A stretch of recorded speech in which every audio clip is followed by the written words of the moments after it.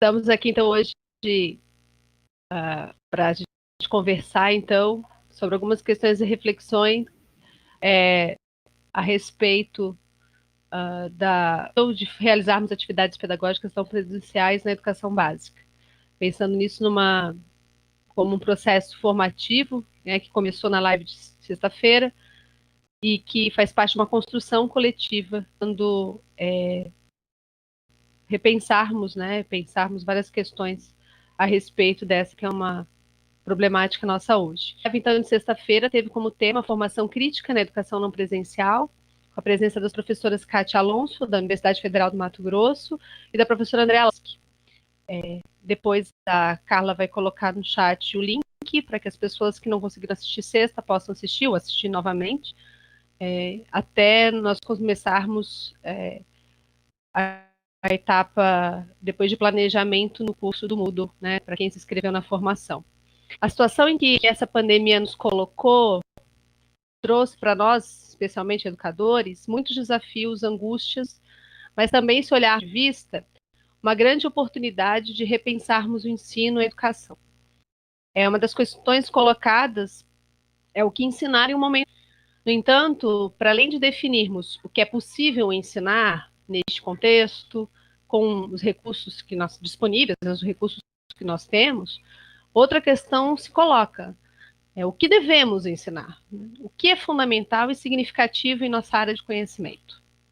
Para tratar dos conteúdos e currículos em tempos de pandemia, que é o tema de hoje, convidados: o professor Nelson Preto, da Universidade Federal da Bahia, a professora Glória Regina Queiroz, da Universidade Estadual do Rio de Janeiro, e o professor André Leonel, aqui da UFSC.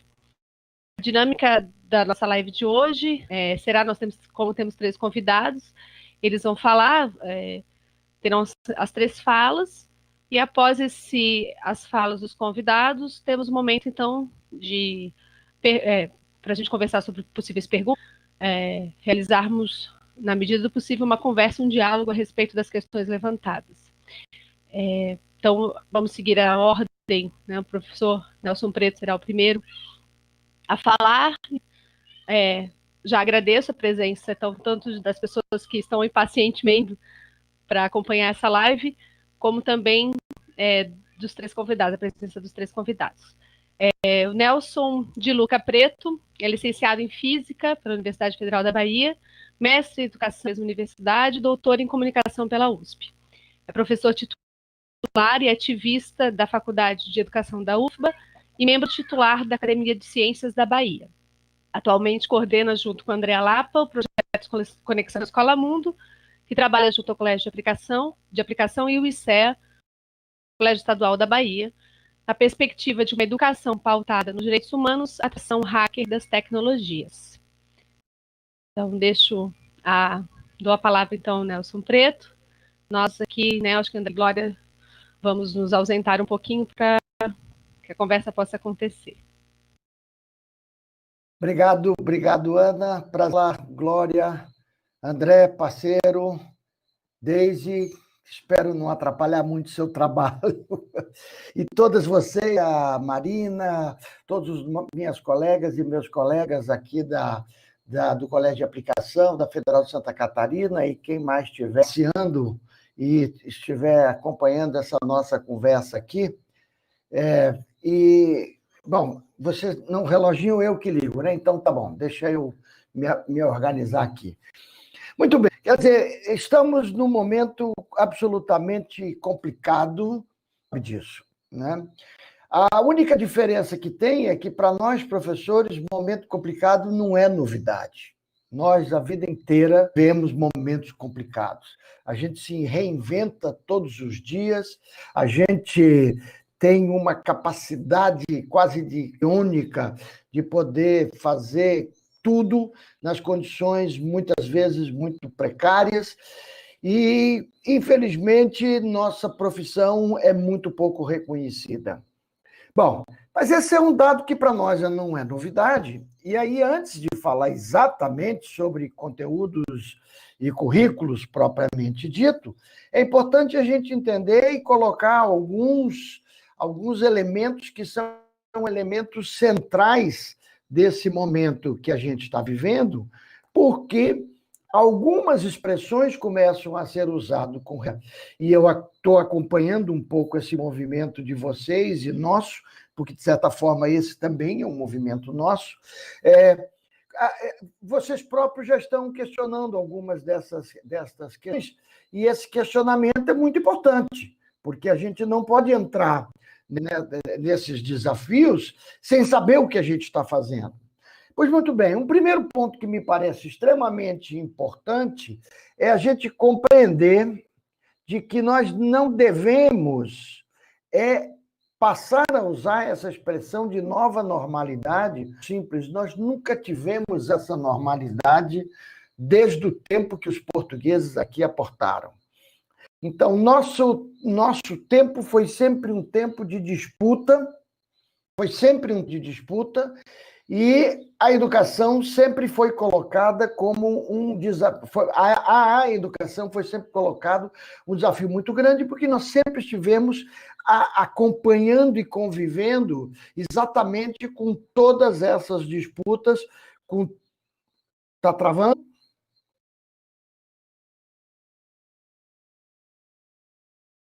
Eu estou falando muito rápido, será ou não?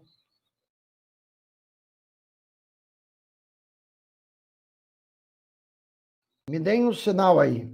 Está fluindo. Então, lá vou eu. Então, nós sempre tivemos, na verdade, esses desafios, porque esses desafios sempre foram postos no nosso cotidiano, desde os primeiros tempos de escola, desde a educação infantil até a universidade. E por isso a gente já chega naquilo que é uma das questões centrais, que é o papel do professor, e que a gente aqui costuma dizer que o professor é um grande negociador das diferenças, ou seja, a gente é uma escola em que o diferente chegue e esse diferente seja então, durante todo o seu tempo enaltecido e que a gente possa, inclusive, como professor, essas diferenças. Pois muito bem. Por conta disso, que nós fomos, então, colocados com desafios um pouco maiores que a gente tinha condições de enfrentar.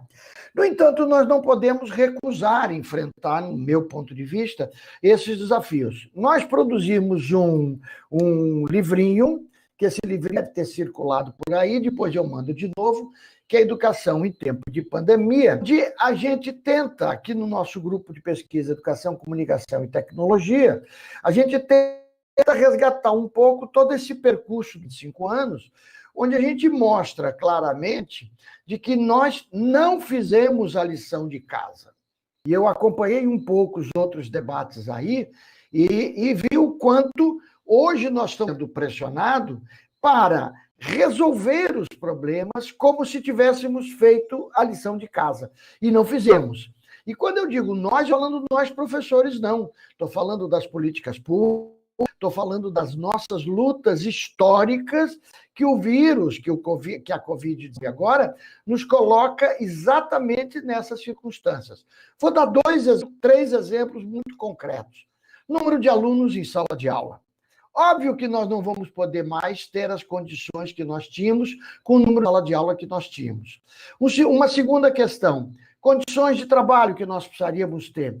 Óbvio que com aquelas condições de trabalho que nós... Verdade que há uma diversidade muito grande de condições de trabalho entre todos os sistemas, entre um colégio de aplicação, um colégio como o ICEA, entre uma rede pública no Nordeste, no Norte, uma rede pública no Sul.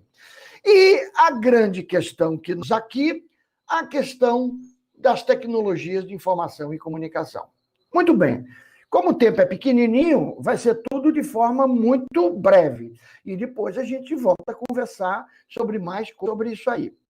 Nessa questão das tecnologias de informação e comunicação, particularmente na questão da cultura digital, nós estamos vendo claramente de que os dados apontam de que os professores não têm dificuldade de usar as tecnologias. Os dados do CETIC mostram, agora, lançados essa semana, mostram que nós manipulamos essas tecnologias com tranquilidade. Aonde está a nossa dificuldade? A nossa dificuldade está em que quando a gente traz estas tecnologias para dentro da sala de aula, para dentro da escola, da educação. Então, aí a gente encontra um conflito de uma cultura, que é a cultura digital, a cibercultura, que é uma cultura absolutamente expansiva para uma escola que é absolutamente olhada, que absolutamente olha para dentro dela mesma. Então, agora, nós estamos, no fundo, com uma grande oportunidade à frente, porque nós temos a oportunidade de experimentarmos todas essas tecnologias numa perspectiva emancipadora. Por uma razão simples neste primeiro momento, porque nós ainda não estamos pressionados e não devemos estar pelos tais calendários. Já podíamos, inclusive, fazer isso. Nota de peripágina, eu comecei já isso aqui, o nosso grupo começou isso desde 2004 com polêmicas contemporâneas. Ou seja, nós começamos a incorporar, inclusive estas tecnologias hoje, como o MConf, não o YouTube, como uma oportunidade de lentamente irmos experimentando todas essas tecnologias. Isso vai demandar, portanto, que a gente tenha uma política dentro das nossas instituições. Então, de novo, este é o momento da nossa organização enquanto luta política, para que a gente possa ter as condições mais concretas para que não tenhamos uma educação que reforce a desigualdade.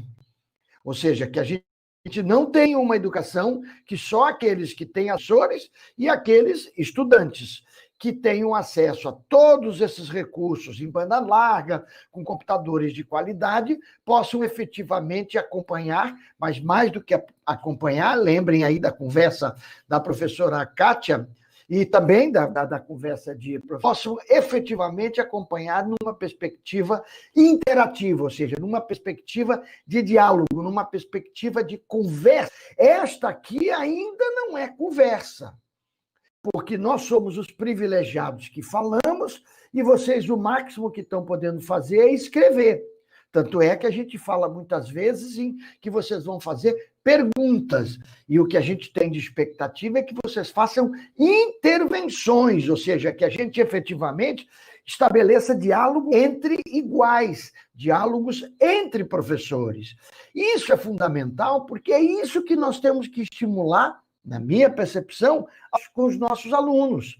Ou seja, se eu for reduzir, e não vou, porque o que eu já vi que vocês trataram aqui já foi suficiente, mas se eu for reduzir a chamada educação à distância, educação remota, educação online, ou o que quer que seja, como uma distribuição de informação, aí não tem dificuldade, é pegar e mandar informação. Mas para o nosso debate sobre o que nós entendemos como educação, ainda não é educação. A educação. Então, apenas distribuição de conteúdo não nos interessa.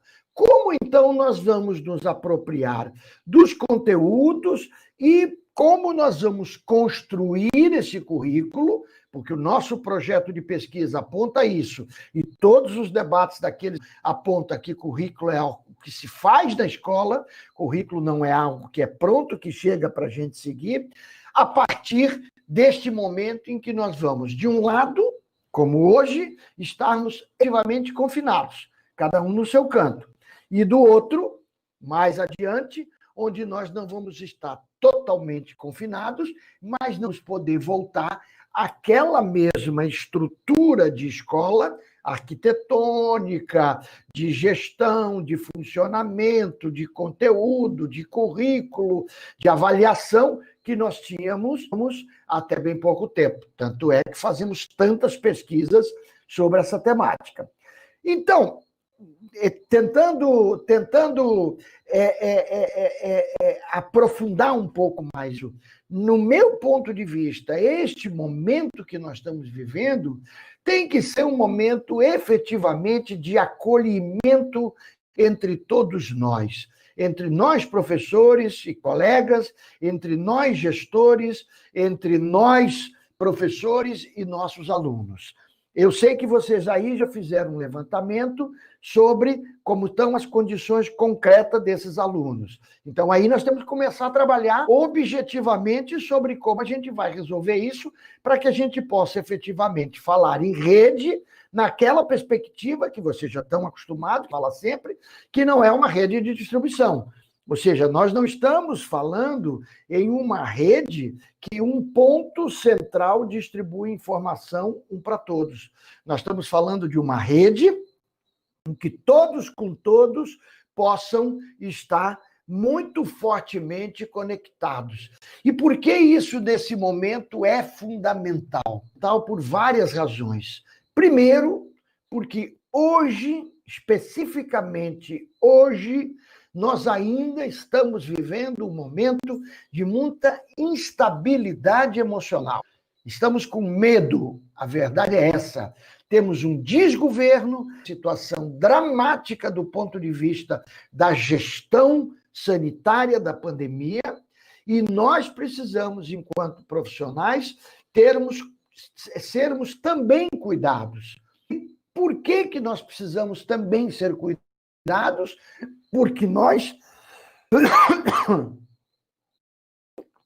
Porque somos profissionais que somos demandados permanentemente a estar cuidando também dos nossos alunos. Então, este é um momento político de nos apropriarmos da rede para criarmos grandes redes, no plural, de solidariedade, de acolhimento e de acompanhamento. Observem que este momento é um momento de imersão na cultura digital, porque nós não temos outra alternativa.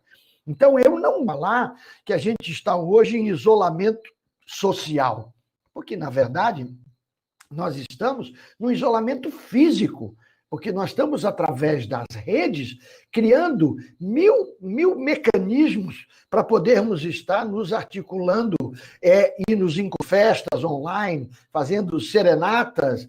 Vejam que estas que estão sendo chamadas horrivelmente de lives ainda são comunicação unidirecional. Um para todos, é um artista para muitos, é uma mesa com dois, não é efetivamente aquilo que nós precisamos experimentar e avançar. E esse avanço vai ter que se dar da nossa ocupação dessas redes. Em outras palavras, aquilo que eu dizia e que nós dizíamos uns anos atrás, de que nós precisávamos ocupar as redes, era algo que a gente falava, mas não tinha elemento externo que nos ajudasse tanto como hoje, que nos colocou cada um no seu canto. Eu não sei se os que me conhecem há mais tempo lembram, mas a gente dizia em 1995 que a gente não queria a internet, a gente queria as escolas na internet. É o que a gente precisa hoje. A gente precisa que todos estejam na internet, porque nós precisamos estarmos ocupando essas redes. Agora, aí vem algo de fundamental.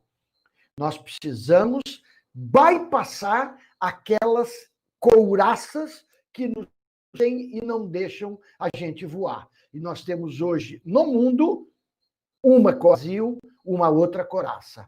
A coraça brasileira chama-se Base Nacional Comum Curricular. É lei, então nós vamos ter que hackear a base.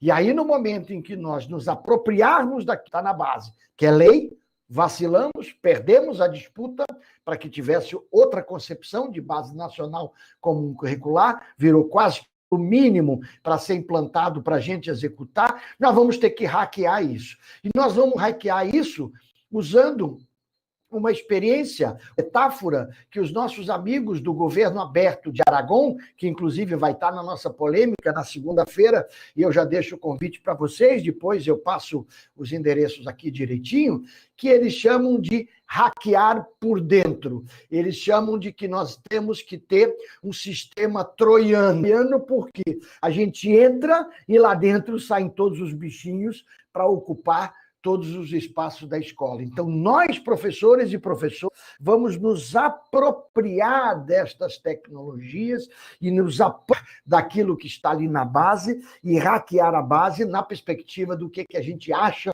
que tem que ser educação. E a outra que nos prende é a jaula das plataformas. É essa que nós estamos ainda usando, mas que nós temos que bypassar ela, nós temos que pular fora dela, que são das plataformas chupadoras de dados, as plataformas capitalistas, as plataformas que controlam o mundo, e isso é um bravo colégio heróico. E, de novo, a Espanha, eu depois mando para vocês o link, e mais particularmente a Catalunha, exemplo magnífico, a partir do quê? Do movimento dos hackers. Os hackers articulados numa rede chamada Xnet, né? que é, em catalão é rede, conseguiram pressionar o governo da Catalunha para não aceitar o Google for Education, não aceitar os acordos das grandes plataformas.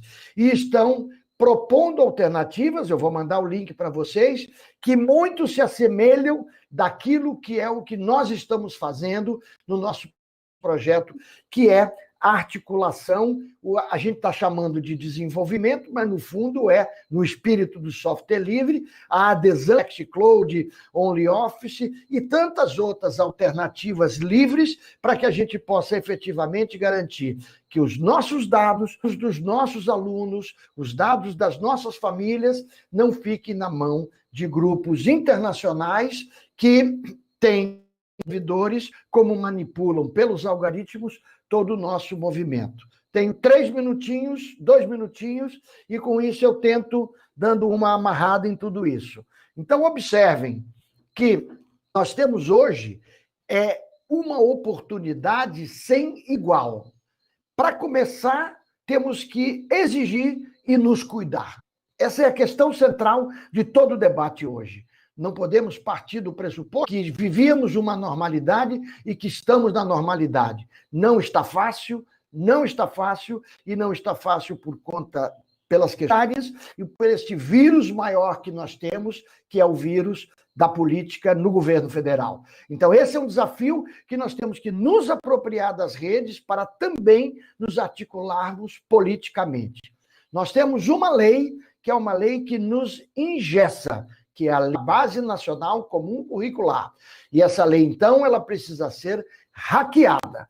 E nós temos, mais do que tudo, e nós temos um terceiro amarrador, que nós, por não termos feito de forma universal o nosso defeito de vista da inclusão e do uso das tecnologias, nós estamos hoje amarrados na mão das operadoras de grandes plataformas. Lançamos aqui, e o grande NeoGibá já estava na frente com isso, uma campanha de liberar o Wi-Fi, fazer com que todas as escolas, todas as secretarias, todas as empresas públicas liberem seus Wi-Fi durante o período. Tire a senha, para que a gente possa aumentar e, com isso, criar uma solidariedade tecnológica.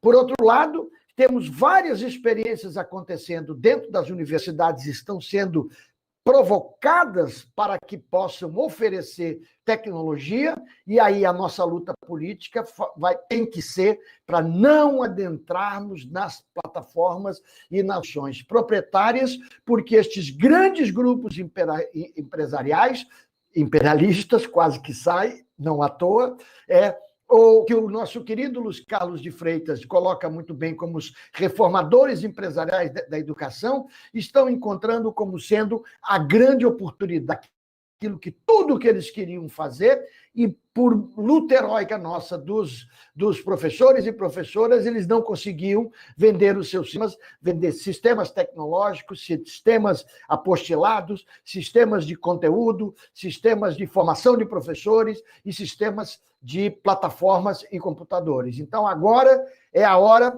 de nós efetivamente darmos a grande reviravolta e efetivamente passarmos a operar mais de dentro todas essas tecnologias. Eu tenho certeza que esse processo formativo que vocês estão levando aí vai contribuir e muito. A gente tem acompanhado em muitas, não são poucas, não, em muitas universidades brasileiras, em muitas secretarias de educação, a gente interessada a se somar.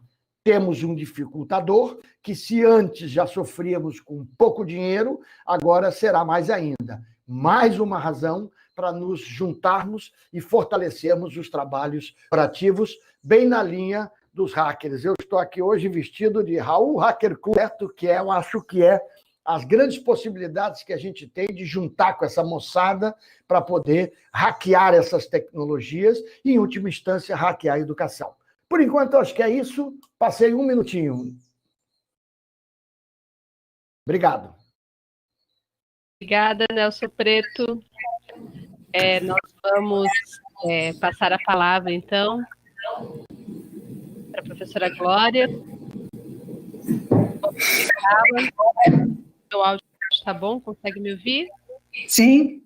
A professora Glória possui graduação em licenciatura em Física pela Universidade do Estado do Rio de Janeiro, mestrado em Ciências dos Materiais pelo Instituto Militar de Engenharia e doutorado em Educação pela PUC do Rio de Janeiro. É professora da UERJ, realiza pesquisas na área de educação, com ensino e aprendizagens de ciências. A palavra é sua. Muito obrigada. Bom, primeiro quero agradecer ao convite feito através do Ari, e agradecer ao CAP também essa oportunidade de conversar com professores, uma coisa que eu tenho feito ao longo de muitas décadas já. E, primeiramente, o que eu quero falar, está um pouco parecido com o Nelson, falar que o mundo não é mais mesmo, nem voltará a ser depois que a pandemia acabar. E dessa maneira, a escola também está tendo uma oportunidade de, nessa crise toda, se reinventar. Essa reinvenção é uma busca antiga de pesquisadores, né, e professores nas escolas. Muitas parcerias foram feitas, escolas de ciências.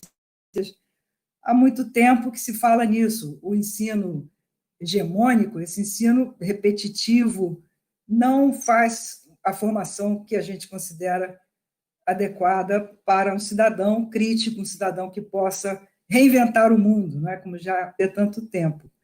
Reinventar um mundo mais justo, mais igualitário, e por aí vai. O que eu quero falar para vocês aqui, justamente, são sobre conteúdos e currículos, né?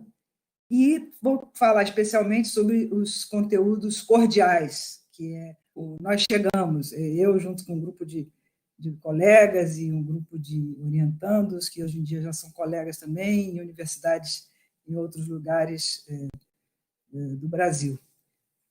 Bom, quero contar um pouco a história de como é que a gente chegou nos conteúdos cordiais. Há mais de 30 anos que nós, falar do mundo, para compreender o mundo, para ensinar ciências, a gente já fala interdisciplinaridade, né? Essa palavra grande, esse palavrão, que virou um conteúdo assim vazio, né? Um significante vazio, porque são tantos significados que passam por ele que você acaba, cada um dá o significado que quer. Mas essa interdisciplinaridade, para nós, começou sendo um diálogo com outras ciências, a biologia, a química. Mas, rapidamente, a física, né, que eu sou da física, a gente percebeu que precisava dialogar com outras áreas do conhecimento. Então, dialogamos com a psicologia, com a filosofia, com a sociologia e com muitas áreas do conhecimento. Até que, hoje em dia, a gente chega à conclusão de que muitos temas que a gente precisa incluir no trabalho com a escola não estão em disciplina nenhuma. Estão ainda imersos em muitas culturas que ainda não se disciplinarizaram. Mas até chegar pelas questões da emoção, procuramos na abordagem com a arte, ciência e arte, na abordagem ciência, tecnologia, sociedade e arte, procuramos chegar aos nossos estudantes, aos professores. Tivemos muitas parcerias que produziram trabalhos interessantes, mas nesse tempo todo nós estávamos ainda sem uma teorização assim, para poder nossas práticas, que o interesse nosso é sempre chegar às escolas, chegar nos professores, não ficar apenas teorizando, né?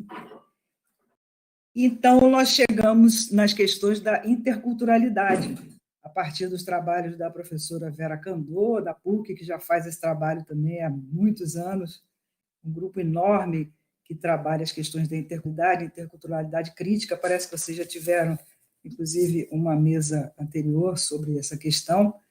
Nós chegamos na interculturalidade crítica e, nessa questão com a interculturalidade crítica, nós chegamos nas questões do afeto também, das ações, da gente procurar nas emoções que os direitos humanos, que as violações aos direitos humanos trazem para a sala de aula. São os desafios que estão na escola, né? O professor Marcelo Andrade também trouxe muito essa questão dos desafios que a escola está enfrentando e o que a gente vê. No final, eu vou até trazer alguns exemplos para vocês quando a gente tenta fazer isso, né? Então, nós temos encontrado nos referenciais um pouco estrangeiro, Espanha, mas, felizmente, muita coisa já feita no Brasil também para falar da educação de direitos humanos. Então, o nosso trabalho, os conteúdos cordiais, eles chegam no momento em que a gente quer fazer interagir, né? Assim como a interculturalidade também quer interagir culturas, mas direitos humanos a gente quer fazer a interação da educação em ciências com a educação em direitos humanos. E aí o professor de física, de química e de biologia, principalmente no ensino médio, pergunta, mas eu, professor de ciências, o que eu tenho a ver com isso? Será que cabe a mim trabalhar esses temas? Esses temas deveriam ficar de sociologia, ou talvez de psicologia, mas e aí é que o trabalho da gente começou a ganhar corpo, com a colaboração de muitos colegas, procurando, a partir de uma da razão cordial que a espanhola Adela Cortina nos ensina, e vai conversar muito com, inclusive, um material excelente de um dos últimos livros do Boaventura de Souza Santos, que é o Império Cognitivo, em que ele fala de coracionar. O que seria isso, né? Um conteúdo cordial, uma ética da razão cordial, que não é mais uma simples ética discursiva, né? Uma ética do discurso, ou uma ética da razão pura. O Boaventura vai falar em aquecer a razão, né? Uma razão quente, que vai além da razão fria da modernidade. Não abandona a racionalidade, mas que precisa incluir os afetos. E que, no fundo, é isso que a gente precisa quando a gente quer ensinar, quando a gente quer educar, e, ao mesmo tempo, se educa também. Porque nesse que significa esse afeto, né? Você precisa afetar o outro, você precisa chegar no outro, você precisa dialogar. E nós, ao longo desses 40 anos, pelo menos, nós passamos por vários referenciais, tentando chegar no aluno. Começamos aqui no Brasil, em outros lugares, começamos com Piaget, depois falamos de vários construtivismos, até que hoje em dia, já um referencial que já não é tão novo, mas é um construtivismo cultural, um construtivismo que vai às culturas, e nisso a educação em direitos humanos é importante, com os princípios que ela tem, que são de você educar o sujeito que se reconheça como sujeito de direitos. Muitos sujeitos não civilizados nos lugares mais empoderados e, com isso, acabam não se considerando sujeitos de direitos. Claro, aí sempre perguntam, mas e os deveres? A questão da alteridade, de você se colocar no lugar do outro, vem sempre junto também. Outra questão é justamente você ter uma atenção especial para as pessoas que são inviabilizadas, que sofrem violações dos direitos, e que a escola não dá oportunidade de ouvir o que essas pessoas têm a dizer sobre isso e também sobre as suas culturas, sobre os conhecimentos de outras culturas. Isso elas não se sentem minimamente empoderadas para participar da sociedade, para participar das transformações que o mundo está necessitando cada vez mais. O terceiro princípio da educação em direitos humanos é um princípio que eu considero muito importante, que é o educar para nunca mais. né? Ainda está presente em muitas pessoas a ideia de que você precisa esconder a escravidão, porque senão você gera revolta. E aí as pessoas querem que cada um fique dentro da sua bolha, e essas bolhas vão mais ou menos tentando não interagir com outras, mas isso está começando a explodir, né? E não é de hoje. Então, nós já temos, inclusive, leis que foram conquistadas pelos movimentos sociais, né? As leis que, de alguma forma, impõem, né, às escolas que se estudem os conhecimentos de origem africana, de origem afro-brasileira, de origem indígena, né? 2 leis consecutivas, uma em 2003, outra em 2008. Todo mundo, eu acho, conhece essas leis, que, de alguma forma, elas dão ao professor, pelo menos, uma base para reagir aos desafios que eles enfrentam, né? Haja vista esse projeto de lei que, feliz, foi derrotado, né? Projeto que acha que tudo está ideologizando, né? Bom, o que seria, então, essa ética da razão cordial, né? Toda a ética, né, de razão busca um entendimento, né? Eu quero me comunicar e quero que o outro me entenda. Mas a ética da razão cordial, ela vai além da argumentação e simplesmente, né?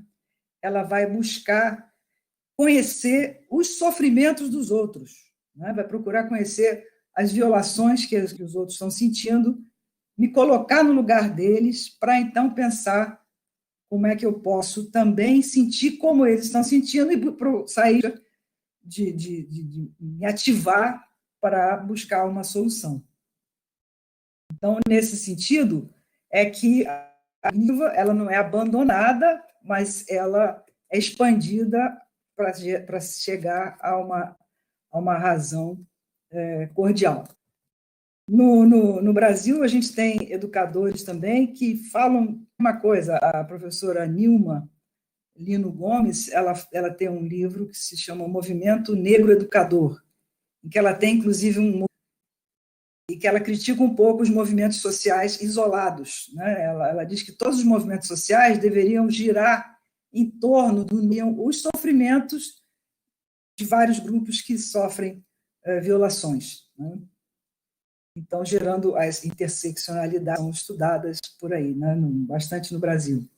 Eu estou muito impressionada também agora com a professora Bárbara Carini, da Universidade Federal da Bahia também, lá do Nelson, com um trabalho maravilhoso em relação à química, né?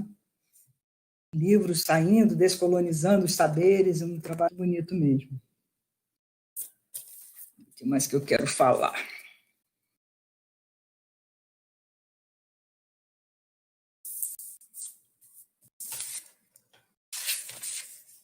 Estou nos minutos, faltam 10. Acho que eu vou começar a falar dos meus exemplos, né?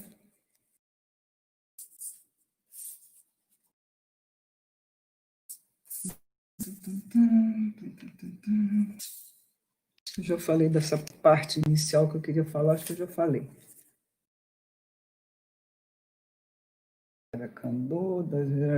Bom, em relação aos exemplos, né? Desde quando nós começamos a trabalhar uma aproximação com a pedagogia, que eu digo da educação em ciências, do ensino de física, de biologia e tal, nós começamos a buscar a função social. Para quem ensinar? Essa pergunta aqui, né? O que nós vamos ensinar? O que nós devemos ensinar? Né? Não podemos continuar ensinando aqueles conteúdos apenas apropriados para serem avaliados, agora, inclusive, por prova de múltipla escolha, né? Nós temos que pensar qual é a função social desse, né? Então, eu me lembro isso há 30 anos atrás, a gente já perguntava, quando ia ensinar água, né? O professor ensina os estados físicos a primeira pergunta que a gente fazia, em várias escolas foi feito isso, era: como é que a água chega na sua casa? Será que a água chega na sua casa da mesma maneira que chega às casas da cidade?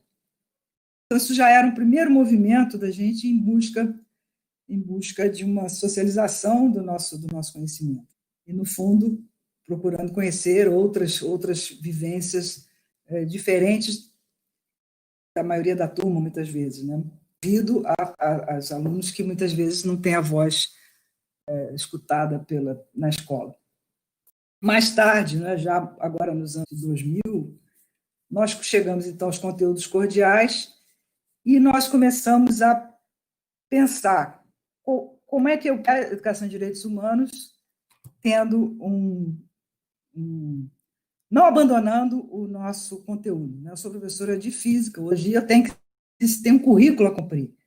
Né? Tem uma lei, tem essa base nacional curricular, que, inclusive, por sorte, não sei o que escapou, mas dentro dos conteúdos transversais da base, está lá, Educação e Direitos Humanos. Está escondidinha lá, dentro de um outro item, mas entra lá. Então, a gente começou a pensar como fazer isso. Os professores, em princípio, em cursos que a gente teve contato com professores, a escola está mandando eu trabalhar com a Lei 10.639, eu não sei o que eu vou fazer. Então, a gente começamos também a buscar, e a astronomia foi um prato cheio para isso. Né? As astronomias africanas, as astronomias, elas têm uma riqueza que o mundo já está vendo isso. Né? Aqui no Brasil, a gente ainda tem uma certa dificuldade, um trabalho muito bonito do Alan Alves Brito, no Rio Grande do Sul, temos aqui no Rio também, temos trabalhos do Omar Martins, sobre astronomia guarani, tem o Germano também, que já faz isso há muito tempo no Paraná, na Bahia também, algumas pessoas fazendo em relação aos mitos africanos. Né? Então, a gente começou a levar isso para as escolas. Então, fizemos, por exemplo, uma de astronomia Dogon, né? Um ex-aluno, hoje em dia mestre em pedagogia e educação, o André Pessoa, ele trouxe do povo Dogon, do Mali, que simplesmente tem todo o mito de criação dele em torno de uma estrela de Sírios. Né? Sírios é uma estrela dupla, na verdade, são 3, e o povo Dogon conhece isso. Nós levamos assim meses pesquisando como eles teriam chegado a esse conteúdo, a esse conhecimento bonito, que é o sonho Dogon, que conta um pouco isso. E as hipóteses são tantas que nós resolvemos apenas valorizar isso. Quer dizer, é um povo que está no céu para levar a sua vida, para orientar a sua vida, para educar seus cidadãos, etc. E por aí nós fomos. A questão dos Guarani MBA também, que a gente consegue, com eles, aprender a se orientar pelo Cruzeiro do Sul. As estações do ano e as horas durante uma noite, a partir da posição do Cruzeiro do Sul. Muito provavelmente, esses índios, né, orientaram os portugueses nessa entrada no Brasil, mas sofreu, como muitos outros conhecimentos de origem africana ou indígena, tudo isso sofreu um esvaziamento histórico, que é do que o André Pessoa trabalhou muito na dissertação dele também. Um esvaziamento histórico, um epistemicida, o Boaventura, as epistemologias do Sul foram, em algum momento, incorporadas às do Norte, mas, hoje em dia, esse conhecimento eurocêntrico considera apenas a origem no próprio continente europeu, né, na Grécia, e se desvaloriza. Quando vão falar do povo africano, falam apenas do povo como escravo e desprovido de alimento, quer dizer, um povo primitivo. E isso é uma das causas, né, uma grande causa do nosso racismo estrutural, essa desvalorização do conhecimento produzido por outras culturas. Muito bem. Quando a gente quer levar isso para a escola, o que acontece? Né?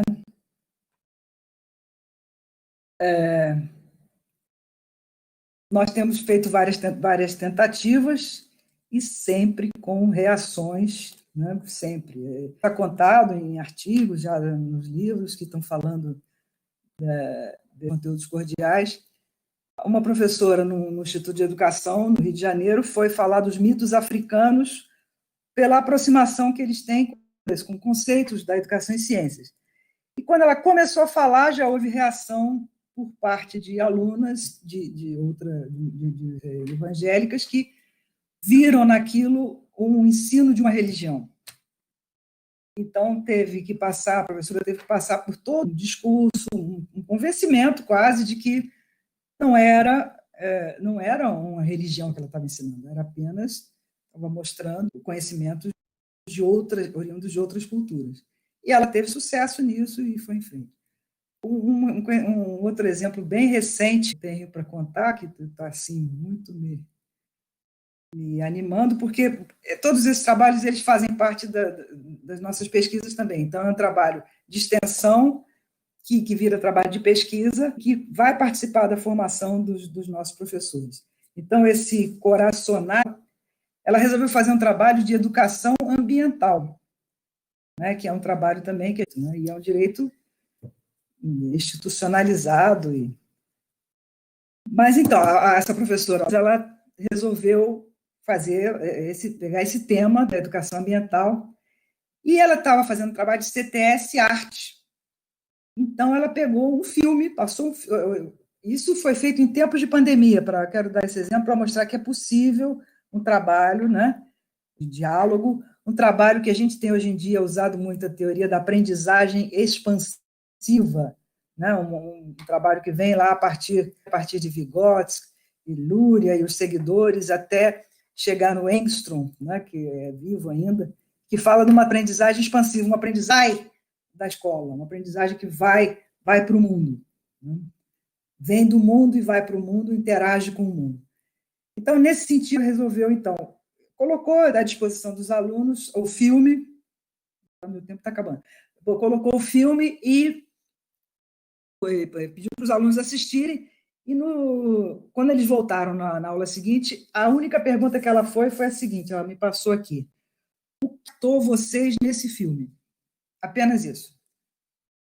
Vocês ficaram impactados com alguma coisa? O que foi? A resposta do aluno, logo de saída, foi: falta de respeito com o próximo. E, em seguida, o outro aluno falou: e eu já passei por isso, já senti isso na pele, eu sofri racismo quando eu tinha 8 anos, eu estava na outra escola, alunos de 9º ano. E, a partir daí, um aluno se manifesta dizendo: isso não é tema para ser tratado numa aula de ciência. E aí ele é agredido por um outro verbalmente, dizendo: você é racista mesmo, seu lourinho e tal.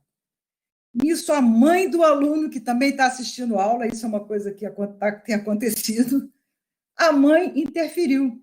E aí começou a ofender a professora. Olha, isso tudo ela está registrando, isso tudo está contado em pesquisa, porque, felizmente, nessa escola, a professora teve o acolhimento sensível da direção. É uma escola que tem maioria de alunos negros no município de Duque de Caxias. E a professora teve essa sensibilidade, a direção teve essa sensibilidade, mas a professora ficou muito, muito impactada também com aquilo.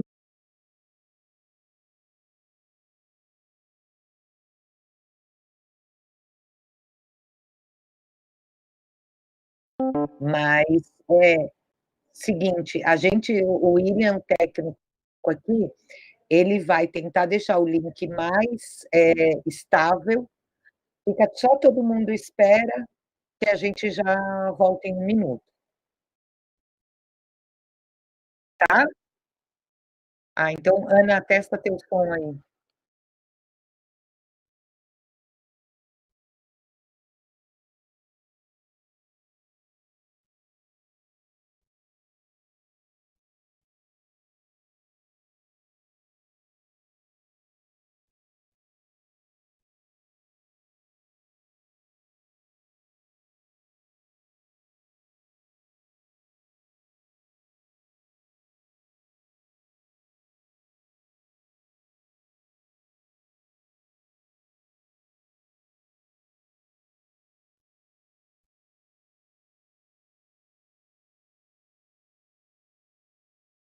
Testa aí, Ana. Não, nada. Já estou restabelecendo. Nada, Ana?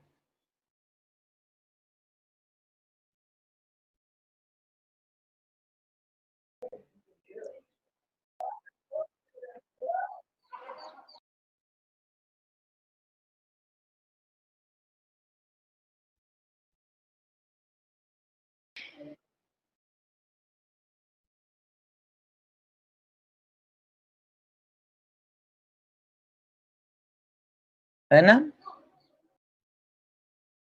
Tá, então eu vou passar daqui para o André Leonel, que aí continua, que aí já está ok no YouTube, só vou aguardar o André entrar aqui. Então tá, André, é contigo agora, então.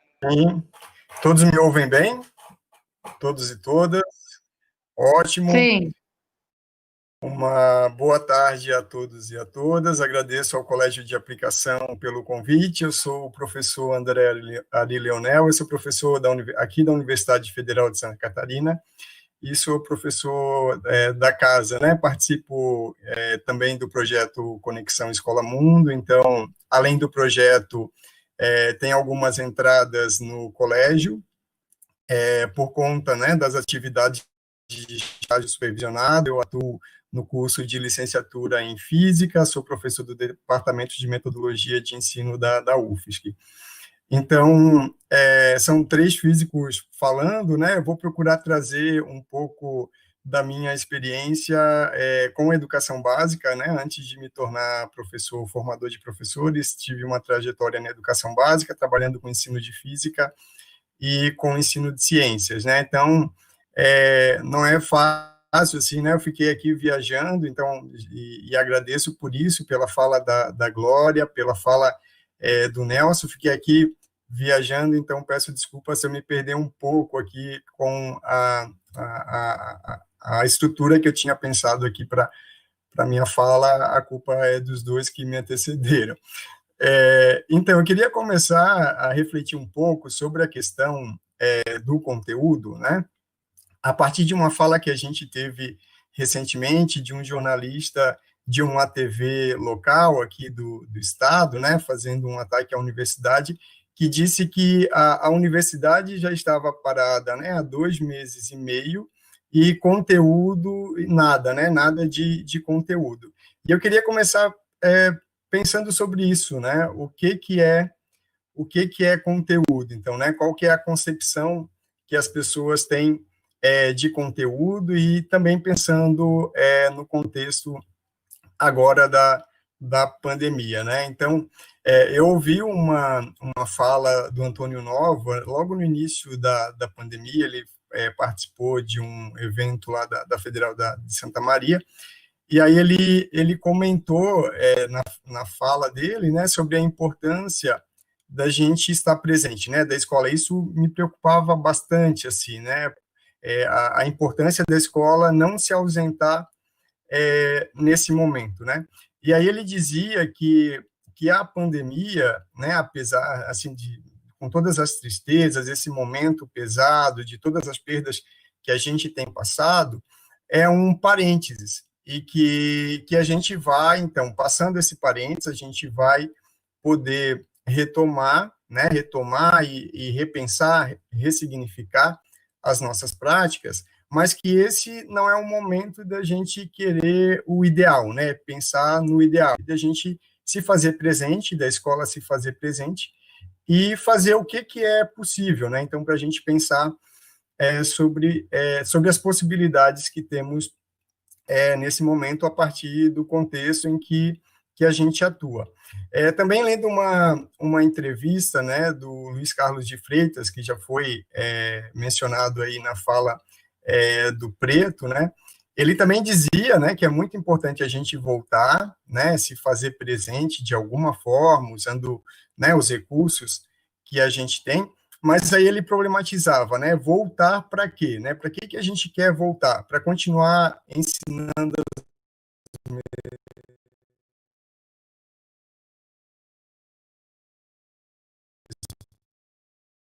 e aumentar ainda mais a desigualdade que existe no nosso país, né? Então, são algumas questões que a gente precisa pensar, e eu volto para a questão aí do conteúdo, né? E também tentando fazer aí uma relação com a fala do Nelson, né, dos movimentos abertos, né, da ética hack, de uma luta de acesso a todos, né, a tudo aquilo que pode nos ensinar alguma coisa sobre o mundo, né? Então, a gente pode pensar o conteúdo como essa forma, né? Tudo aquilo que pode nos ensinar alguma coisa sobre o mundo.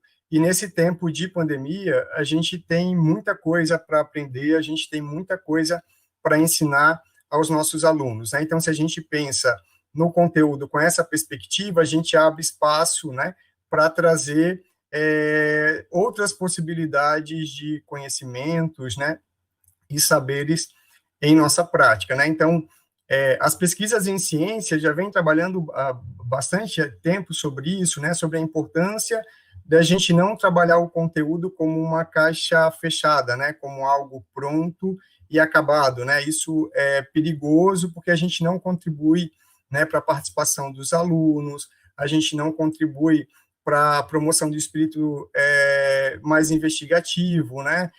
Não contribui para a formação de pessoas que possam questionar sobre as verdades, né? Nesse momento que a gente vive um negacionismo da ciência, né? Movimentos de terra plana, movimentos contra a vacina. Então, é importante a gente refletir sobre a natureza do conhecimento, sobre a forma a qual a gente trabalha o conhecimento e procurar trabalhar de forma contextualizada, né? Como já defendia Paulo Freire, como vários professores da área, né, de ensino de ciências, e que a gente pode agora pensar para todas as áreas, né? Então, trabalhar o conteúdo como uma obra inacabada, né? Isso contribui para o empoderamento, isso contribui para promover o protagonismo dos alunos também, né? Então, essa concepção que a gente precisa, né, trabalhar, e como eu falei, nesse momento de pandemia, a gente pode aprender bastante coisa, né? Então, tanto o Nova também falava sobre isso, né, que é um momento da gente ter muita empatia, né, com as famílias, com os professores, porque está todo mundo tentando fazer o melhor, né? Ninguém está querendo fazer errado, está todo mundo buscando o melhor, então, e a gente não tem uma receita, a gente já não existe receita na educação, né, mesmo no falso normal, né, como o Nelson falou, ainda mais como essa, né, a gente precisa, então, buscar estarmos juntos e aprender com toda essa situação. E aí eu queria trazer, para pensar um pouco, vou trazer aqui uma imagem para a gente pensar um pouco sobre essa questão de conteúdo, mas para... Opa, não é aqui, desculpa, não é essa que eu queria, só um momento.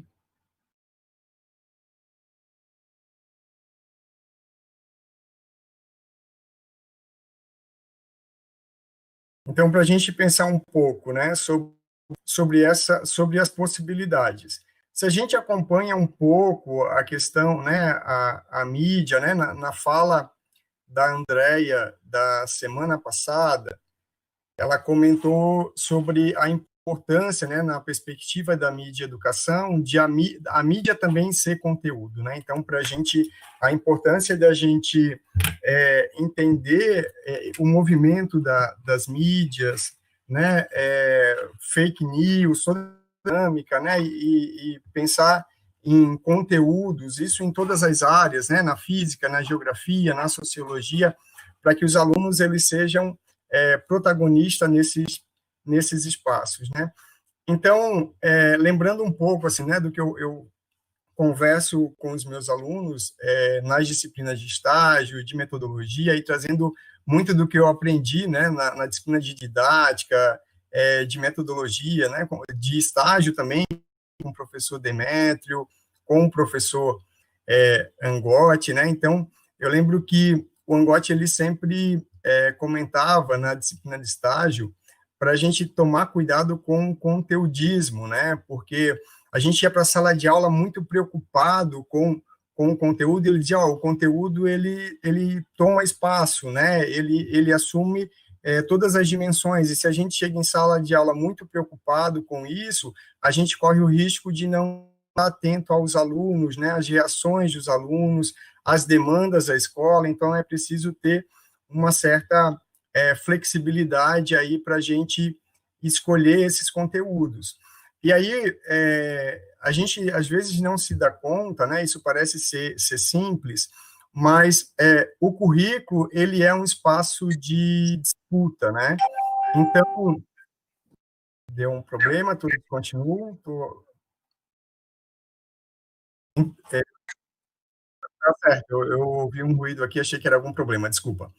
Então, assim, a gente precisa ter consciência, né, de que quando a gente seleciona um conteúdo, automaticamente outros são excluídos, né, porque tem a questão do tempo, né, então a gente precisa, e tem a questão, não só, além do tempo, tem a questão da dimensão das disciplinas que a gente trabalha, né, das ciências que a gente trabalha, a gente nunca consegue trabalhar tudo, né, então, numa situação como essa, né, a gente sempre pensa no que é mais importante de ser abordado, né? Quais são os saberes devem compor o currículo. Nesse tempo de pandemia, mais ainda, né? Então, tem várias pressões, né? Tem o currículo, ele é um espaço de disputa, então a gente precisa ter critérios para decidir quais conteúdos são mais importantes para ser trabalhado nesse tempo, né? Para alcançar os objetivos, aquilo que a gente espera. Então, eu acho que também que, apesar de todos os problemas, né, a gente está tendo a possibilidade de trabalhar de forma colaborativa, né, sem muita pressão, porque se a gente for olhar para os documentos, né, do Conselho Nacional de Educação, né, quando ele propõe uma reorganização, eles falam em conteúdo, mas não há uma cobrança, né? Há uma flexibilidade com relação a isso. Então, acho que esse é o momento da gente refletir sobre quais currículos devem compor a grade curricular nesse momento, né? Então, eu trouxe essa imagem aí para a gente pensar, porque a gente sempre acha, né, principalmente quando a gente começa o ano letivo, né, a gente constrói uma trilha, né, constrói um currículo, e às vezes a gente acaba se fechando, né, ao currículo, ao próprio plano anual, né, e aí acha que é essa trajetória perfeita, né, e essa bandeirinha aí pode representar os nossos objetivos formativos, né. Então a gente pega os instrumentos, né, aí no caso uma bicicleta, traça os objetivos e pensa alcançar aí as metas, né.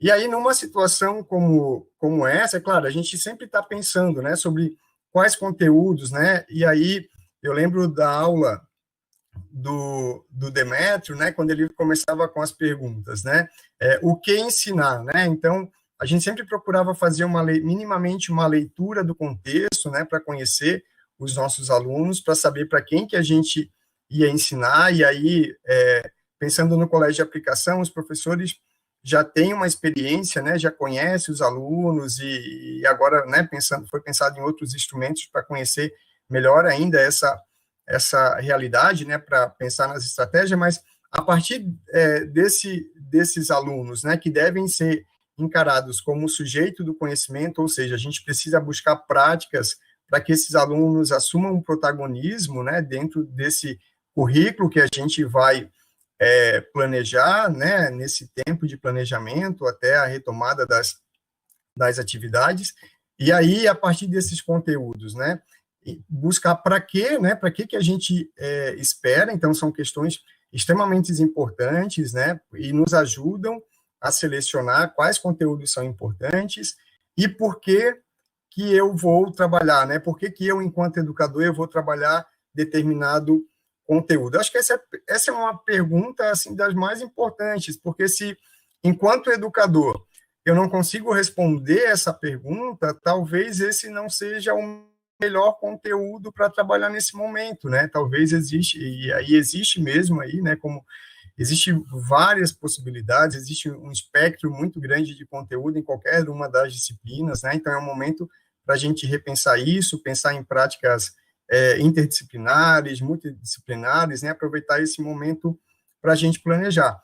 E aí, quando a gente volta, né, então, essa é a expectativa, mas quando a gente volta para a sala, né, e numa situação como essa, de pandemia, principalmente, né, a realidade é outra, né? A gente não tem assim uma trajetória perfeita, né? A gente tem vários obstáculos, tem várias situações, mas é importante perceber que cada um desses obstáculos nos oferecem situações, nos oferecem temas aí, né, que podem ser trabalhados como temas geradores, né? Nos oferecem questões, né, que podem ser trabalhadas em sala de aula que nos ajudam a alcançar os objetivos, né?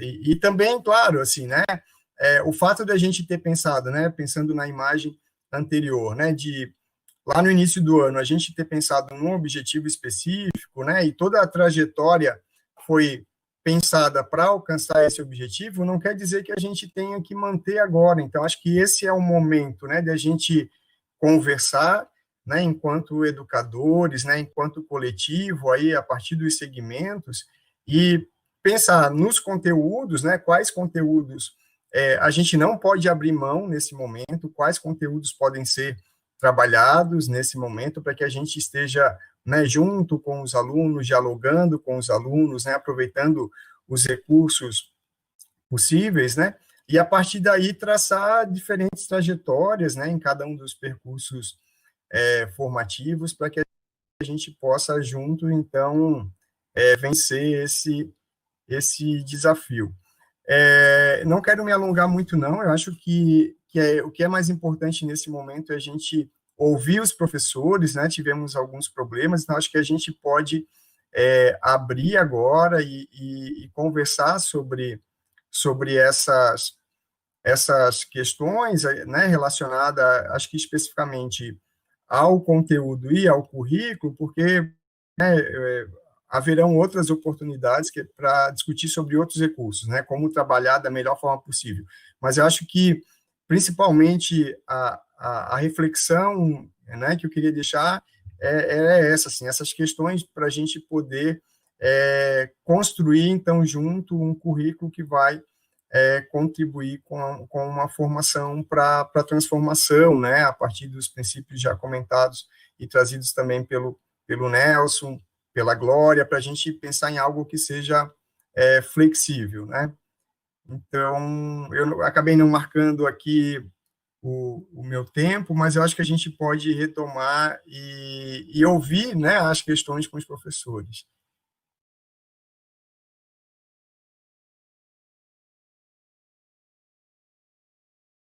Ouvir agora? Agora sim, Ana, agora a gente consegue te ouvir. Desculpa, inclusive, André, né, o problema bem na tua fala, não te apresentei Tranquilo. conforme era o combinado. As pessoas podem continuar escrevendo perguntas lá no chat, eu tenho algumas aqui comigo. Vou começar por um comentário que eu acho que pode se tornar uma pergunta, uma reflexão em relação à questão que se colocou aqui na fala de vocês a respeito da empatia, desse acolhimento, que é da professora Josiane da Educação Especial, que diz o seguinte, vou ler o comentário dela. Porque ultrapassa a questão do acesso à internet. Estudantes com autismo, por exemplo, não compreendem como que, de repente, a escola pede licença para entrar em suas casas. O processo formativo de acesso para a maioria dos estudantes com deficiência perpassa pela mediação da família, que nem sempre tem condições estruturais para fazer isso. Então, aqui está colocada essa outra questão, bastante presente lá na nossa realidade, na nossa escola, embora isso seja algo, né, que pensa a educação, né, de modo geral, a todas as escolas, mas essa questão dessas especificidades também, das gamas de diferenças que nós temos. Alguém gostaria de comentar a respeito disso?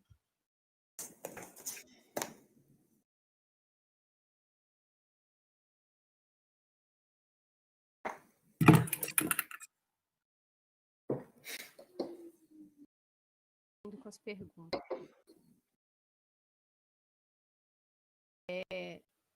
Bom, posso comentar sobre a mediação da família. Eu acho que os estudantes com autismo, isso aí é um tema bem específico, né? Eu sei que é uma realidade também que está presente nas escolas, mas é bem específico. a questão da mediação das famílias, né? É a questão também do acolhimento sensível, né? Vocês me falaram aí que o CAP já tem ideia de quem tem internet, quem tem aparelhagem. Essa é a primeira parte para poder... E eu vejo aqui no meu entorno como é que os computadores quebram nessa época e não tem onde consertar, então a problemática está complicada mesmo. E a mediação da família, eu vejo como uma questão que tem dois lados, né? Muitas mães, muitos pais estão participando.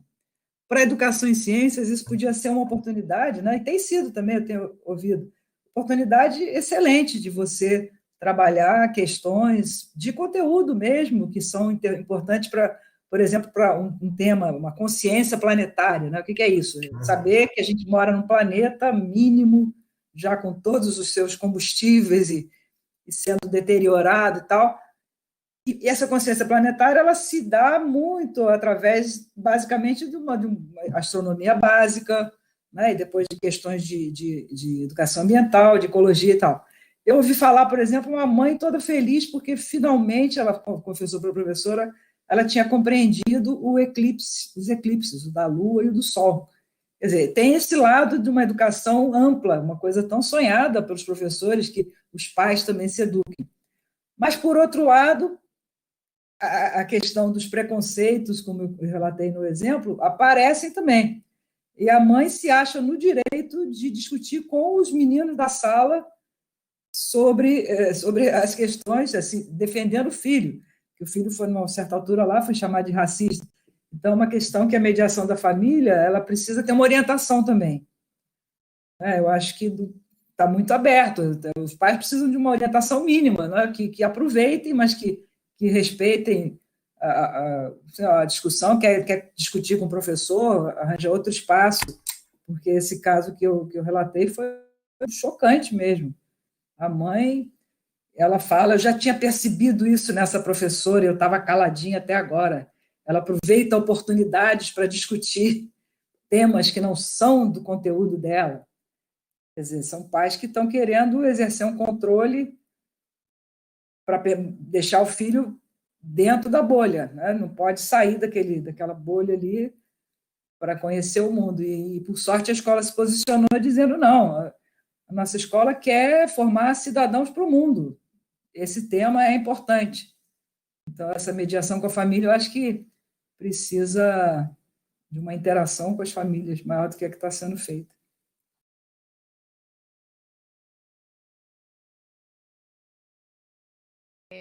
Vou passar para só lembrando, nós temos em torno de meia hora, um pouco menos, para essa conversa, para se estender um pouquinho, caso as perguntas, né, sejam muitas perguntas. Eu vou unir algumas questões que apareceram aqui, da professora Tereza, da Tainá, a respeito da ética hacker, que apareceu do Nelson. Então, pensando primeiro, né, o que seria essa ética hacker, essa educação hacker, de que maneira que esses princípios da ética hacker podem contribuir com a estruturação de um novo currículo nesse tempo de pandemia. Mais ou menos esse também, né, as potencialidades, na pergunta da Tereza, quais seriam os desafios e as potencialidades dessa perspectiva no momento em que vivemos.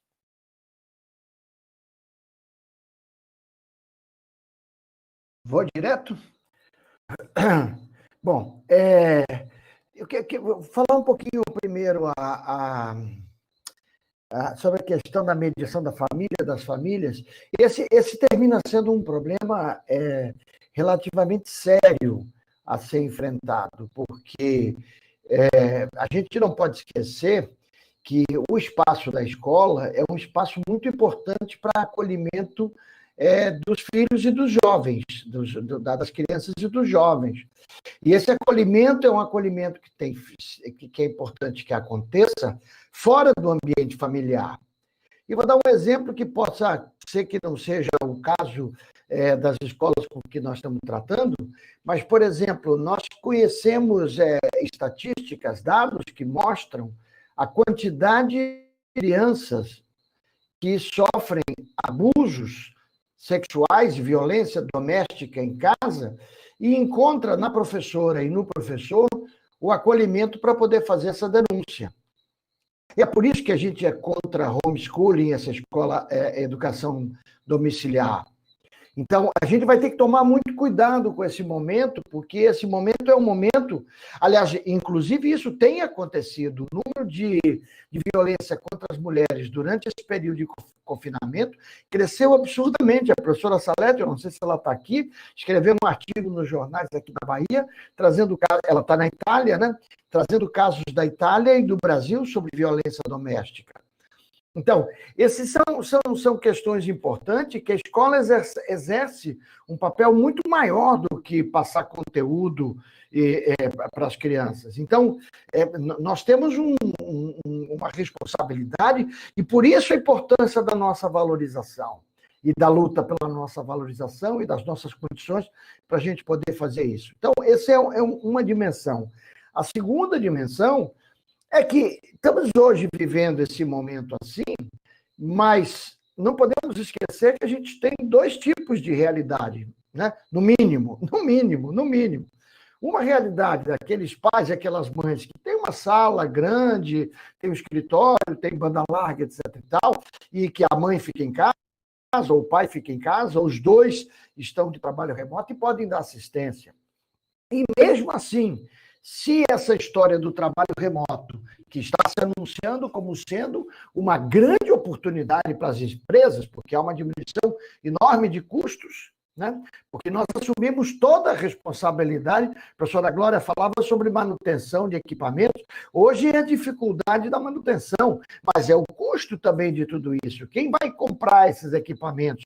Estava conversando uma vez com o André, nossos colegas professores têm computadores que possam editar um vídeo, porque nós usávamos o vídeo, editávamos, fazer alguma coisa, durante um outro minuto, brincando assim com o vídeo, fazendo alguma coisa. Mas se isso passar a ser uma rotina, como é que nós vamos enfrentar isso? As condições ergonométricas da nossa casa para a gente poder ficar 2 horas. Eu saio dessa videoconferência aqui, desse vídeo conversa com vocês, e daqui a pouquinho tem uma com o pessoal da Federal de Pernambuco. Quer dizer, é óbvio que eu vou chegar às 9 horas da noite, exausto, doido por uma cerveja, por um vinho, chegar morto, né? Porque, além de tudo, é muito desagradável eu ficar aqui falando, olhando para uma câmera, sem poder ver a reação de vocês. Eu fico doido aqui olhando o chat para ver o que está acontecendo, para ver se a gente consegue ter algum nível de reação. Então, tudo isso é importante, a gente vai ter que enfrentar, a gente já consegue enfrentar em determinadas circunstâncias, e esse esforço que a gente tem que fazer é porque, efetivamente, essas coisas são bacanas, e a gente tem que ocupar elas antes que elas ocupem a gente, que é o que estão fazendo as plataformas. Então, esse é um ponto. E aí, como é que a gente ocupa elas? Hackeando. E aí a gente vai hackear tecnologia, vai hackear currículo, vai hackear escola. E eu adorei o que Tereza colocou ali para escrever mais rápido. Ela botou assim, hackear a base. A base, não é só a base nacional comum curricular. A gente quer hackear a base toda. A gente quer esburacar o chão da escola, a parede da escola. Hein, André, que a gente fala em paredes porosas, nossos colegas da aplicação sabem muito disso. Paredes porosas, por que paredes porosas? Porque há uma relação do dentro com o fora de maneira permanente. Isso, de certa forma, é hackear, porque você faz uma descoberta e não fica com essa descoberta guardada, escondidinha, esperando publicar num artigo científico qualis A. Né? Você descobriu, botou na roda e vamos começar a debater sobre ele. Só que ninguém valoriza na academia isso, mas a gente valoriza. A escola tem que valorizar. O menino escreve uma poesia, na mesma hora joga essa poesia na rede, certo? É esse que é aquela brincadeira do escola na internet, internet na escola. Ou seja, os princípios do hacker aí são colaboração, generosidade, civilismo, do se virar, civilismo, gambiarra, traquitanas, ou seja, transformamos a escola numa grande oficina de fazer tudo, de editar o mundo, com vídeo, com ferramentas. Agora, a escola não vai poder estar ali agora. Como é que nós vamos fazer? Primeiro, utilizando esses recursos do ponto de vista de tecnologias, softwares, soluções tecnológicas, etc. e tal. Nesse primeiro momento. E num segundo momento, nós não vamos ficar o resto da vida travado dentro de casa. A gente vai ter que botar máscara, e não vai ter como não botar, e aí vamos começar a fazer oficina de criação de máscara. O professor de biologia, desde agora, vai começar a debater com seus alunos informalmente, nada de pensar em currículo, em base nacional. Não, agora é para a gente começar a conversar mais. É o tal do acolhimento que eu falo tanto. Está chovendo aqui na Bahia, por que está chovendo tanto assim? Como é que está acontecendo com aqueles que estão confinados em bairros populares, que a água está derrubando, erosão, e aí a física vai entrando, casualmente somos 3 físicos aqui, a astronomia, por que não deve ir para a praia, por que não pode ir, por que está frio aí e está calor aqui, ou está calor aqui e está frio aí, fuso horário, como é que a gente está conseguindo fazer essas reuniões com gente que agora vem de outros lugares, mas a gente tem... Ou seja, você vai começar a trabalhar com essa moçada toda da escola, e a moçada que eu estou falando somos entre nós mesmos, porque a gente está aprendendo como é que bota para a iluminação, para minha cabeleira não ficar mais branca do que já é, aí eu mexo aqui para ver se dá certo, e brinco de lá, e aí... Mas tudo isso são experimentações e que a gente tem que estar aberto a elas. Esse é o hacker. E ele não tem medo do erro. Então, ele faz uma coisa... Olha a nossa escola, o pavor que a nossa escola tem com o erro. E esse problema com as famílias, a mediação das famílias, é muito grande o problema. Por quê? Porque, de uma maneira geral, a família tem... para a educação dos filhos, a escola que ela teve na cabeça dela. E a escola hoje já é outra, não é mais a mesma. Então, quer resolver o problema, o exercício para o menino chegar lá e ser the best, ser o melhor. Por que ela quer ajudar a mãe e o pai quando existe mãe e pai que podem ajudar? Isso é importante sempre dizer. Porque a lógica de ranking, a lógica de eu sou primeiro, eu quero ser o primeiro, é uma lógica que impera na sociedade. E é o papel da escola quebrar com isso. Por isso que é bacana a história de hackear a base. Mas a base é essa, a base da estabilidade. A escola, isso vocês já devem estar careca de ouvir eu dizer isso, a escola é um espaço revolucionário, é um espaço de rebeldia, e essas tecnologias possibilitam isso. Por que elas são tão difíceis de entrar na escola? Porque a escola não cabe rebeldia, a escola quer acomodação. Aí teve aqui no nosso primeiro debate de polêmicas contemporâneas em casa, o David, um menino que mora na periferia e que é de uma escola, e participou do debate. No final, quando ele foi se despedir, ele disse assim: agora que eu vou fazer, então, uma frase para me despedir. Professores, vocês que foram tanto contra o celular na escola, agora vão ter que dizer que a gente tem que usar o celular na escola. Aí todo mundo morreu de dar risada, porque ele pegou no ponto central da ferida. No ponto central. A gente ficou dizendo que tinha medo do que o celular podia fazer, e agora a gente está precisando dele. Lembrando que André me passou uma informação aí, que a gente estava conversando sobre as condições concretas nossas de acesso e as daí, que a gente tem muita gente que só tem acesso à internet pelo celular. E pelo celular a gente não faz nada praticamente, porque o celular são de apps, essas app, são aplicativos que não são a internet.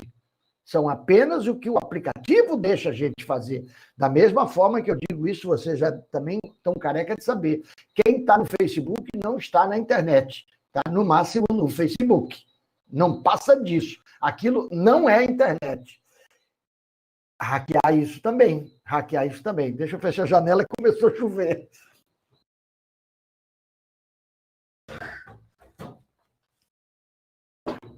Mas é isso, já terminei. Sobre isso eu falo 3 dias, né? Mas não posso. Tá um pouquinho melhor meu som. Estou tentando falar um pouco mais alto. Melhorou? A gente tem aqui, então, uma pergunta do Fernando. O meu som que estava ruim, não? Não, era o meu. Ah, tá, desculpa. é um comentário que se transforma numa pergunta, né? Precisamos aproveitar essa mobilização, inclusive para fazer frente às ondas conservadoras que se avizinhavam a escolas, políticas corporativistas e aos usos mercadológicos da educação. Então, pensando nisso, vem a pergunta, né? Que é a ideia do professor Nelson falar sobre a importância de não cedermos às plataformas comerciais como Google, Facebook na escola.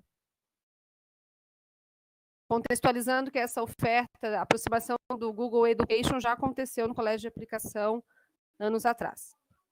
Chegou? Não. Chegou, não. Tentaram.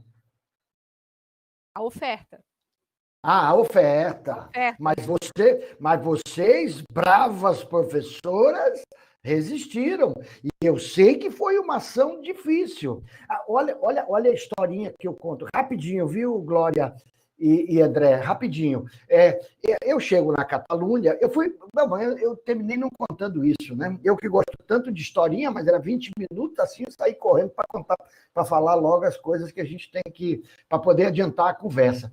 Mas eu ia ficar 6 meses, né? Eu cheguei lá em janeiro, ia ficar até 15 de julho, fazendo uma pesquisa exatamente na linha do nosso Conexão Escola Mundo, e o meu objetivo era visitar os projetos hackers, os Fab Labs, as experiências dos governos abertos e tudo isso. Foi muito bacana, foram só 2 meses, porque aí eu fiquei com medo, e continuo com medo, não nego a vocês, estou aqui quietinho, certo? Como diz aqui na Bahia, tô caiado dentro de casa, não saio daqui, certo? Já cansado de tanta coisa na internet, mas aqui fazendo muita coisa, estou com meus 3 colunas de rádio, escrevendo para jornal, porque eu acho que nós temos que assumir a nossa postura de intelectual público.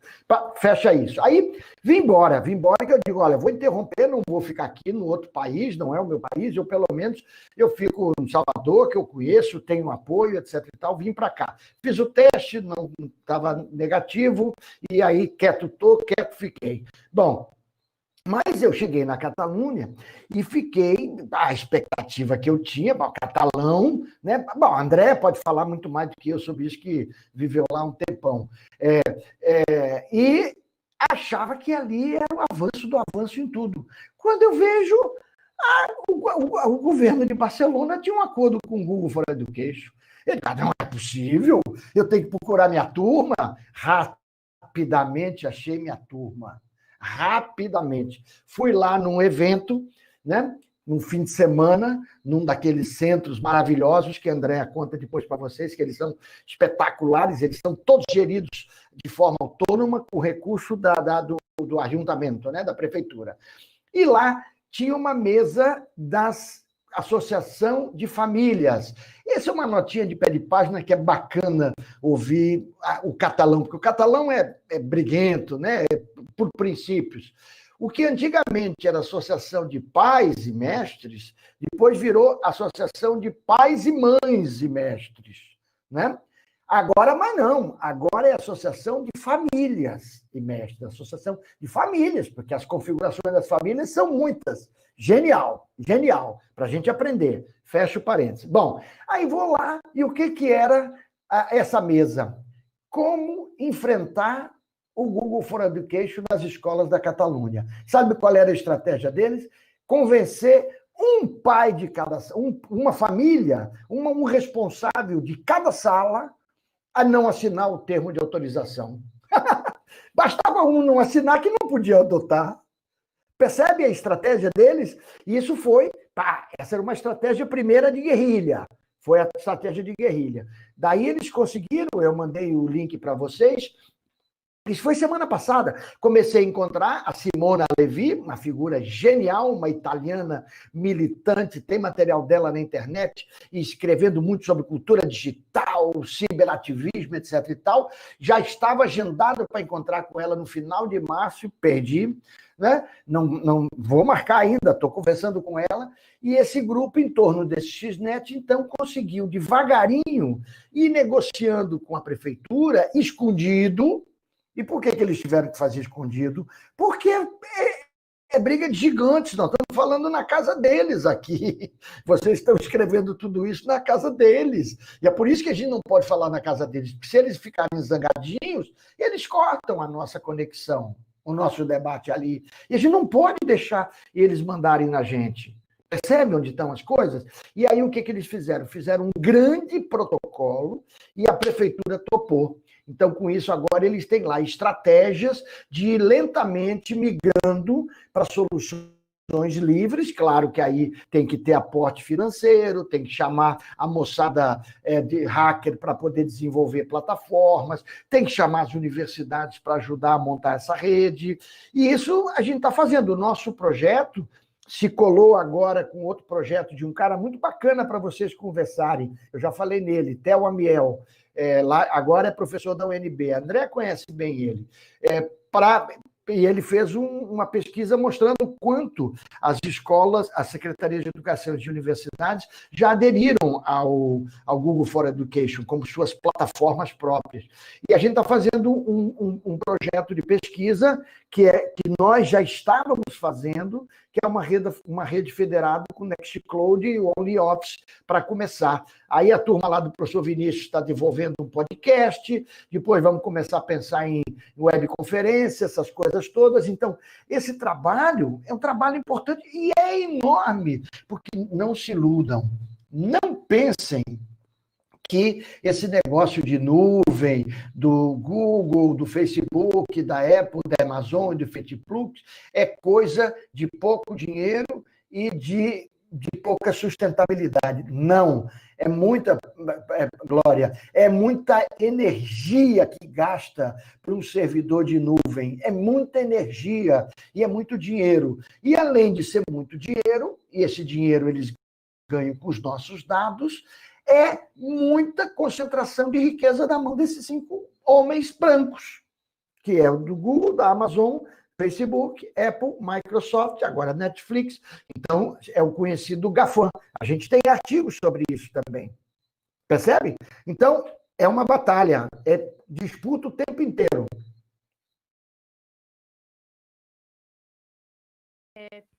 Temos uma pergunta para o André Leonel. Vou ler. Gostei muito da sua colocação quanto à necessidade de adequarmos os conteúdos e selecionarmos o que realmente será importante trabalhar com os estudantes em tempo de pandemia, por meio de um ensino remoto. Essa perspectiva nos leva a outra reflexão que você trouxe também, que foi que devemos levar o escolar para os estudantes e não a escola. Você poderia falar um pouco mais sobre essa ideia de levar o escolar e não a escola? Pergunta da Tereza. Oi, então, queria, antes, comentar um pouco também, só reforçar, né, a questão da anterior, né, que acho que a gente precisa ter o cuidado para as nossas práticas, né, as nossas ações, elas não fortaleçam o capitalismo que já existe na educação, né, e essa discussão que o Nelson traz, ela é muito importante, né, a gente já procura fazer com os professores, né, da leitura das mídias, leitura crítica, né, de entender esse movimento, e isso traz junto várias coisas, inclusive a globalização, a polarização, né, discurso do ódio, as fake news. Então, essa discussão ela já vem acontecendo em parte com os professores, eu acho muito importante que ela aconteça também com os estudantes, né, então levar essa discussão para os estudantes eu acho muito importante, né. E a questão que a Tereza traz, né, então acho que a Glória falou um pouco sobre isso, assim, né, dos diversos saberes, né, que devem compor o currículo, né, e aí trouxe vários exemplos. Então, acho que é importante, o projeto que a gente tem na escola, né, o projeto Conexão Escola Mundo, procura fazer essa conexão, né, está colado com as questões da realidade, com as questões do dia a dia dos alunos, né? Então, se a gente for pensar um pouco, né, a gente, no ensino de ciências, a gente sempre procura valorizar as questões controversas, né? E isso geralmente acontece quando o professor ele se aproxima mais da história da ciência e procura trazer práticas, né, e como eu falei, numa perspectiva do conteúdo, né, como um conhecimento que não está pronto e acabado, né.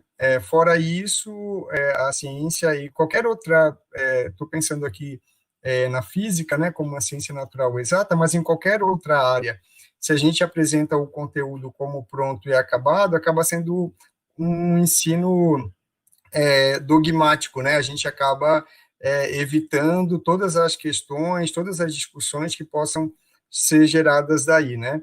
E pensando agora no tempo da pandemia, acho que tem várias questões, a gente tem visto, assim, tem ficado evidente para a sociedade que a ciência, ela é dinâmica, né? Que a ciência, ela é uma atividade social, que a ciência é uma atividade humana e que ela não é masculina, né? Que tem muito espaço para as mulheres, né? A gente tem visto aí várias lives, vários movimentos, vários prêmios dados às mulheres, vários movimentos dentro da ciência, então acho que é importante a gente pensar sobre isso para fazer essa aproximação, né? A gente tem visto artigos que são publicados rapidamente e que depois são falseados, né? Isso em público, então isso nos dá a ideia de quanto a ciência, ela não é uma verdade absoluta, né? E ela é dinâmica, está em construção, e isso acontece com todas as áreas.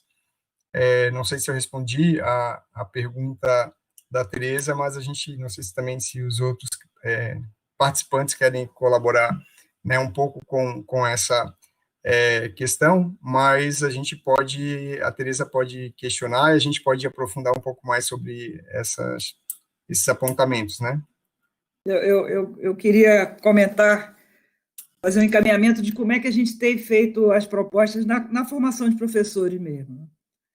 Quando a gente pede para os alunos prepararem uma sequência didática, um primeiro planejamento para começar uma aula, claro que sabendo que é só uma proposta, né? Eles, às vezes, se frustram muito, eles vêm contar, não consegui fazer tudo que eu previ. Eu falo, que maravilha, sinal de que você dialogou com os alunos e eles te encaminharam para outro rumo. Mas o que a gente recomenda, né, nesse início é que eles pensem.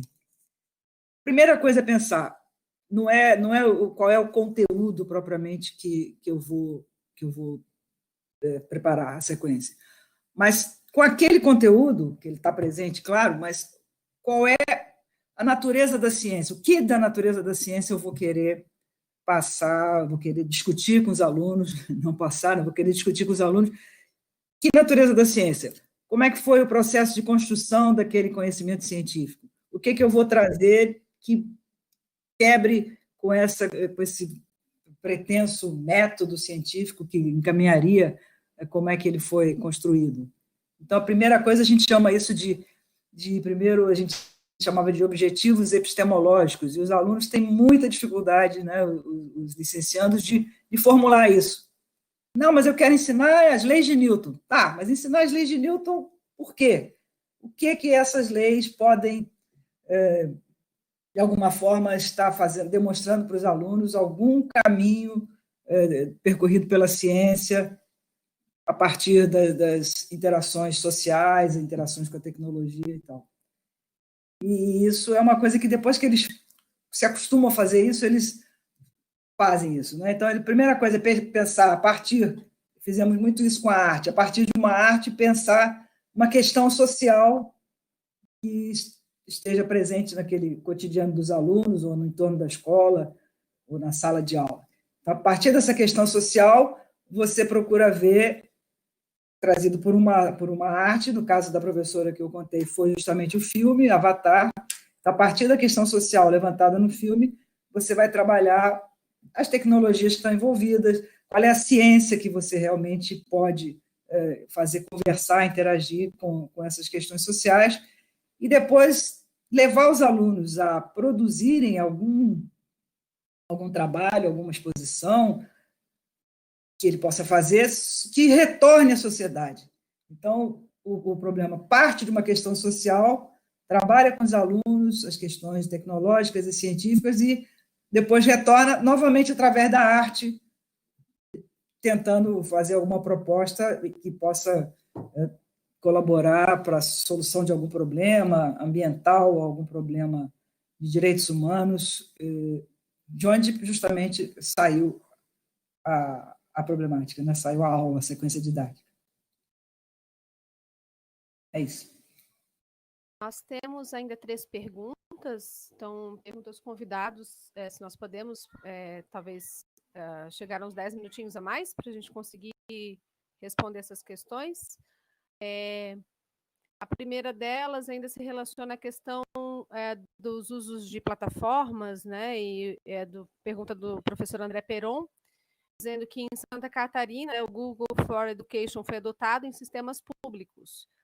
Organizar o Moodle com as suas ferramentas na educação básica não seria uma das formas de ir contra essa hegemonia do Google na educação? Quem gostaria de responder essa questão? Vai fazer os 3 comentários, as 3, e a gente daí já faz e se despede? Pode ser. Essa é uma pergunta, então. A outra é mais direcionada à professora Glória, que é a pergunta do André Pessoa, que diz: diante do quadro atual de avanço totalitário que aumenta os efeitos do esvaziamento histórico, quais são as contribuições dos conteúdos cordiais? E a última pergunta: qual a função social da escola neste momento de pandemia? Pergunta da Carolina.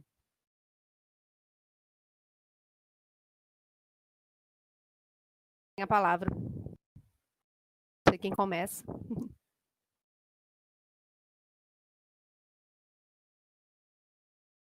Eu acho que a pergunta 1 é boa para o Nelson. Vai lá, Nelson. Pergunta 1. Começa, por favor, porque acabou a minha bateria aqui depois. Eu vou preparar aqui rapidinho. Então, André, não quer ver essa das plataformas?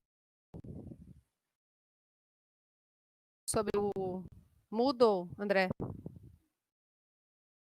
Sim. Então, no colégio, a gente tem utilizado, né, na verdade, a ideia, né, é utilizar a plataforma, o ambiente, né, de ensino-aprendizagem, o Moodle, e ele oferece vários recursos, né. Então, já comentando, vai ter uma live amanhã que vão falar um pouco sobre mais sobre a organização, né? Mas depois a Ana vai já anunciar, né? Fazer a propaganda. Mas o Moodle, ele é um espaço que ele está disponível de acesso livre, né? E que oferece várias possibilidades, né? Desde, a gente sabe, né, que alguns professores acabam utilizando esse espaço mais como um repositório de aprendizagem, né, com objetos, com vídeos, com simulações, mas ele é um espaço que abre possibilidade para muito mais do que isso, né, para ser um espaço de ensino-aprendizagem mesmo, né? Então, ao longo desse planejamento, é importante conhecer, né, nesse sentido, nesse projeto, né, de formação continuada da escola, também em parceria com outras ações, né, o ambiente vai ser trabalhado, algumas oficinas, alguns recursos serão oferecidos para que a gente possa pensar, a partir dos objetivos que cada professor considera importante para trabalhar nesse momento, quais são os recursos mais pertinentes, assim, né? Quais são os recursos que potencializam esses objetivos pretendidos, né? Antes, eu não sei se o Nelson vai fazer o gancho agora para falar do Moodle, se ele vai responder essa questão, mas como apareceu uma outra, eu vou colocá-la juntamente aqui para a gente já então, ir amarrando e podendo se despedir. É a questão do José Carlos, professor da escola, do Colégio de Aplicação. Ele diz: Ministério da Educação autoritário, BNCC a crítica, controle sobre programas escolares, famílias violentas. Diante dessas e tantas outras amarras, como ser um educador hacker? Chutando o pau da barraca, fraca, meu caro, não tem jeito. Claro, esse é o desafio, esse é o desafio, Zé Carlos, que a gente tem em tudo na vida. Quer dizer, é luta política, é luta sindical, é luta acadêmica, é luta. A gente a gente vive em disputa cotidiana. E um detalhe: nós não estamos em busca da perfeição, do paraíso, da verdade. Essa disputa, se a gente conseguir avançar em muitos desses aspectos, os nossos meninos que virão atrás, filhos, filhas, alunas, quando tiverem na nossa idade, vão estar disputando as questões também, porque o mundo gira. E ainda bem que ele não chega num lugar de perfeição. Então, essa é uma batalha permanente. E é por isso que a escola não pode ser uma escola que acomoda. Porque a escola, ela é o espaço onde estão sendo formados aqueles que vão construir esse futuro. Mas não é o futuro que a gente quer que eles vão construir, é o futuro que eles querem. Quer dizer, é o que eles forem fazer. Então, é muito difícil, é muito difícil. Eu diria que vocês aí em Santa Catarina ainda estão numa situação um pouco mais difícil do que a nossa, aqui no Nordeste, porque vocês estão, pelo que eu conheço, pelo que acompanho politicamente, muito mais conservador. Né? Não é à toa que esse movimento escola sem partido é muito forte aí, e o movimento do homeschooling também. O que é o movimento homeschooling do educação doméstica? É a tentativa de não deixar os filhos dessas famílias se contaminarem com um pensamento diferente. E como eles não podem dizer isso com um pensamento diferente, eles dizem com comunista, com marxismo cultural, que não existe isso. Não existe, não existe. É uma invenção que esses caras estão fazendo. Então, quer dizer, são pessoas, no fundo, são pessoas muito fracas, que eles querem atuar desta forma como uma forma de impedir que seus filhos conheçam outras realidades. E eu não tenho o menor problema de que meus filhos e meus alunos meus filhos, praticamente, conheçam outras realidades, porque eu quero mesmo que esse diálogo aconteça. E é por isso que nós, professores, temos uma profissão que é muito rica, porque como a gente está sempre se relacionando com as pessoas mais novas, de certa forma, nós estamos sendo empurrados para envelhecer com uma cabeça mais jovem. E isso é super genial. Agora, a gente tem que estar disposto a ser jovem, a gente tem que estar disposto a estar aberto para o diferente. E tem que estar disposto de ir para a luta, porque a luta, meu velho, é permanente, não tem por onde correr. E aí eu pego a carona da luta para falar do Moodle. Eu até escrevi já lá no chat. Mas assim, o Moodle seria uma alternativa? Seria, mas é muito ruim, porque o Moodle do ponto de vista de concepção de educação, é a educação que a gente não quer, a educação que o professor fala para todos. É muito difícil, você tem que hackear ele o tempo inteiro. Então, a gente podia pegar a estrutura do Moodle e fazer uma grande rede e que fosse aperfeiçoando o Moodle. Dá para fazer? Dá! Já tem muita coisa sendo feita, mas uma boa parte é apenas repositório de conteúdos. Eu mesmo só uso como repositório de conteúdos. E não acho legal, eu queria que fosse uma coisa mais dinâmica, e nem os meninos e meninas gostam. Então, a gente teria que analisar um pouco mais tudo isso, entendeu? Mas não é também sair dizendo assim, mas o que eles gostam mesmo é de Facebook. Bom, nós vamos questionar tudo isso, vamos mostrar onde é que é o problema de a gente ficar. A professora Glória falou aí da bolha. A gente tem que mostrar. Hoje, com a quantidade de informação que a gente tem, de possibilidade, você ficar ouvindo só o mesmo estilo de música, mas é isso que o algoritmo faz. O algoritmo te diz, se você gostou disso, você vai gostar disso, você vai gostar disso, você vai gostar disso, e você não sai disso. Mas eu quero conhecer outra música, eu quero conhecer música árabe, música africana, música japonesa, eu quero conhecer música de Santa Catarina, da Bahia, de Manaus, e tudo isso agora está na mão da gente, no celular, está no celular, no computador. Então a gente tem que saber pular fora da bolha, porque o algoritmo é feito para nos pegar, mas a gente deixa ele nos pegar, né? Então, e a escola tem esse papel. A escola tem esse papel, porque nós somos só de professores, um universo cheio de diversidade.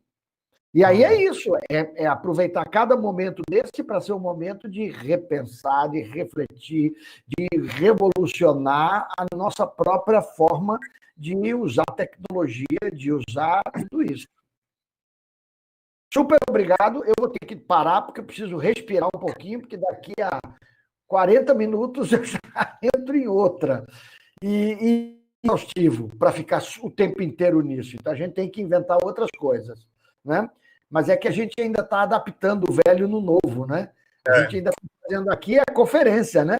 E eu estou lá em cima, a Glória está lá em cima na mesa, e vocês todos lá embaixo. E ainda tem lugar que ainda manda um papelzinho para mandar por escrito, que não pode falar, né?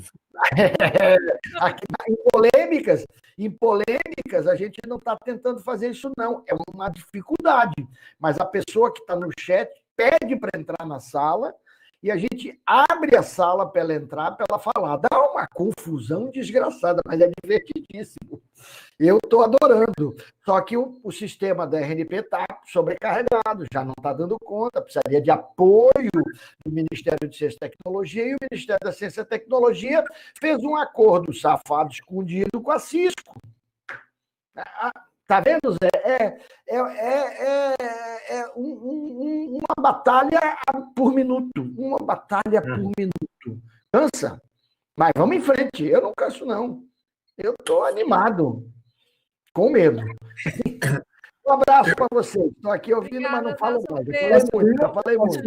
Obrigada, professor. Eu só queria, trouxe um pouco, né, a questão do Moodle pensando no contexto do aplicação, né? E a pergunta do André foi mais pensada nos professores da rede estadual, né? Como o Nelson comentou no 2017 ou 2018, todos os laboratórios de informática, né, que tinham na rede, em grande parte foram fechados, e os técnicos que trabalhavam nesses espaços, que são pessoas que poderiam cuidar, porque, como o Nelson comentou, também dá para usar o Moodle, isso dá trabalho, exige tempo, exige investimento, e o professor, ele não consegue fazer isso, né? Então, teria que ter uma campanha na escola para que o Moodle, né, enquanto ambiente de ensino e aprendizagem, ele já estivesse instalado, já estivesse organizado, mesmo na UFSC, né? Quando a gente utiliza, a gente abre a disciplina, o ambiente ele já está meio que organizado, né? E mesmo na UFSC também, né, nós temos algumas programas de formação de professores para o uso do Moodle, por exemplo, e os professores já têm o ambiente à disposição, e aí, por conta de dificuldades, né, o Nelson trouxe algumas, os professores acabam não utilizando, né? Então, essa situação agora da pandemia tem gerado aí várias demandas, né, por formação, e uma delas é justamente para o uso do Moodle, né? Mas também pensar que nas narrativas transmídias, né? Então, por mais que o ambiente, né, pensando agora no colégio da aplicação, por mais que seja o Moodle um ambiente mais fechado, a gente consegue plantar sementes, né, e atividades dentro desse ambiente que podem transbordar para outros ambientes, e a partir do Moodle a gente pode ocupar as redes sociais, a gente pode pensar em produções que possam extrapolar esse ambiente que é mais fechado e passar a ocupar outros espaços, né? E aí eu passo para a Glória. Então, antes de mais nada, eu quero dizer que foi um prazer estar com o Nelson aqui de novo. A gente é companheiro de muitos anos. E como diria a Suzana Souza Barros, Nelson, a gente não desanima, né? Oh, meu Deus do céu! Suzana adorava falar, vocês não desanimam, né? E ela também nunca desanimou, né? Ela nunca desanimou, essa é a verdade, né? Ela é uma guerreira. Um incentivo para todos nós, um pouco mais novos que ela, né? É um prazer estar com você aqui, aprender um bocado aí sobre esse seu hackeamento aí, achei ótimo. Então, sobre a razão cordial, né, e o esvaziamento histórico, o que pode contribuir, né? O que os conteúdos cordiais podem contribuir? É justamente isso, você desenvolver com os alunos essa capacidade, esse desejo de estar apreciando sempre a justiça, né? De estar vendo, estar em sintonia com os direitos humanos, estar em sintonia com as violações dos direitos humanos, estar em sintonia com as histórias de vida, não só da vida dos nossos alunos, mas também da vida de cientistas, homens e mulheres negros que foram branqueados, né? Então, agora já fechou, acho. O que o André pergunta, né, diante do quadro atual de esvaziamento, é isso que já tem muita gente fazendo. Essa professora Bárbara Carini, da Química, ela levanta... que eu acho que na Química está até um pouco mais adiantado do que nas outras áreas, a gente precisa de articular mais isso, de levantamento de vidas negras que sofreram esvaziamento histórico. O professor Henrique Cunha Neto, eu tive o prazer de conhecer no último SNEF, fabuloso, como é que ele faz um levantamento das técnicas, né? É um engenheiro antropólogo, muitos livros, muitas publicações, como é que ele faz um levantamento de muitas técnicas que foram trazidas pelos africanos, foram desenvolvidas lá e cá no Brasil, nas Américas, isso tudo completamente esquecido. Então, é multiplicar esse trabalho, de sintonizar, do professor sintonizar com isso. E é parte do professor, é parte da responsabilidade do professor de ciências, sim, de ciências da natureza, das ciências que nós ensinamos. Porque com isso ele vai poder continuar ensinando os conteúdos que ele considera tão importantes. Eles estão presentes também quando você vai buscar, vai correr atrás de completar, né, de estar esvaziado, você vai correr atrás de colocar no lugar tanto conhecimento que ficou esquecido, né? Conhecimentos egípcios, conhecimentos de tantas culturas africanas. Isso está sendo feito no mundo inteiro, impressionante. As astronomias africanas, coisas maravilhosas que ensinam muito sobre os céus, que relacionam a vida das pessoas com o que se passa também nos céus, como os gregos fizeram, e que podem ser levados, e com isso, as coisas mais simples, né? Você falou, uma professora falou